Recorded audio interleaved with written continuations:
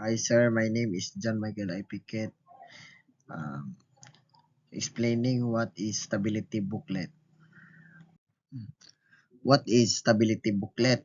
A stability booklet is an approved mandatory technical document providing essential data for a ship's master to ensure the vessel remains safe and upright under various loading conditions.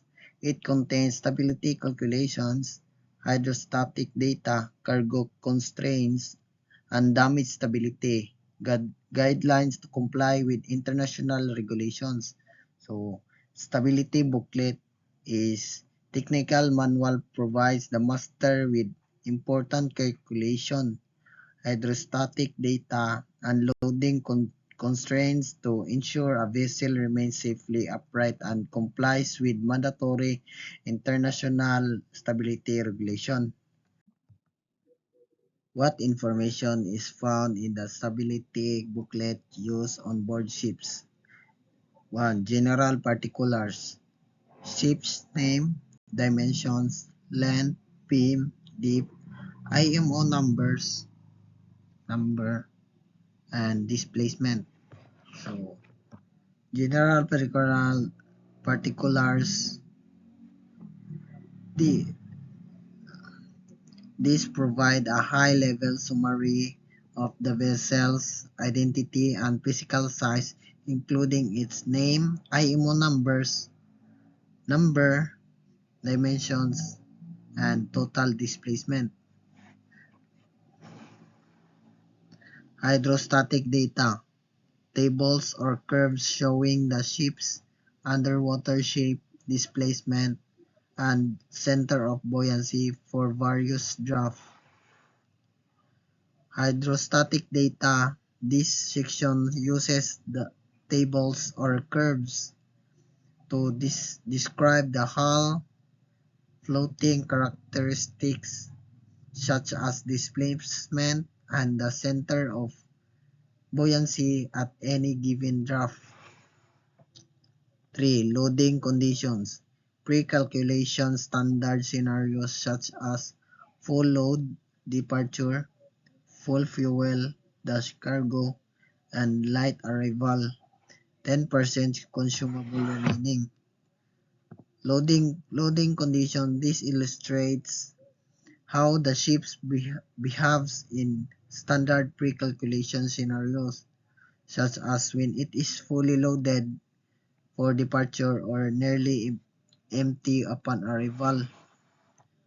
For stability curves, writing lever GZ curves and Kn curves used to determine the vessel ability to return to an upright position after heeling.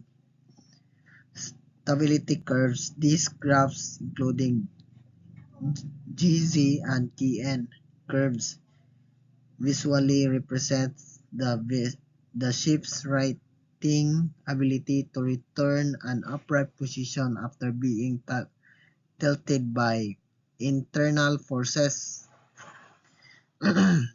Tank data, capacities and centers of gravity for all tanks, including surface effect data for liquids.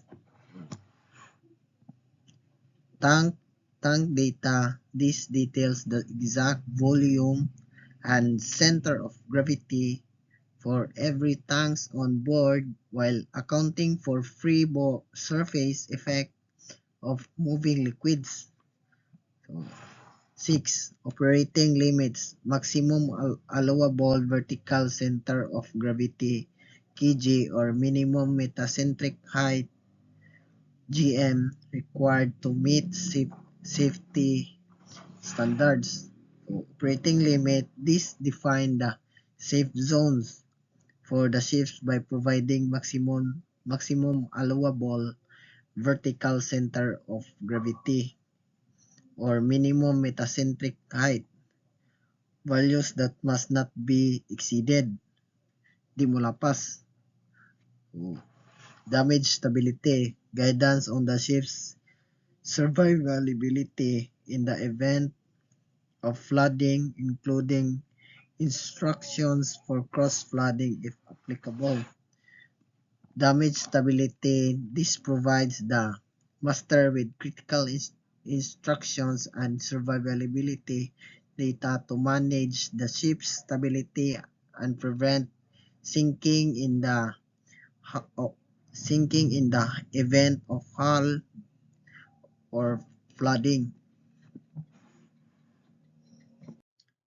Why is this booklet very important for seafarers? It is important because it provides the definitive limits for safe loading and weight distribution, preventing capsizing and ensuring the vessel survives environmental stresses.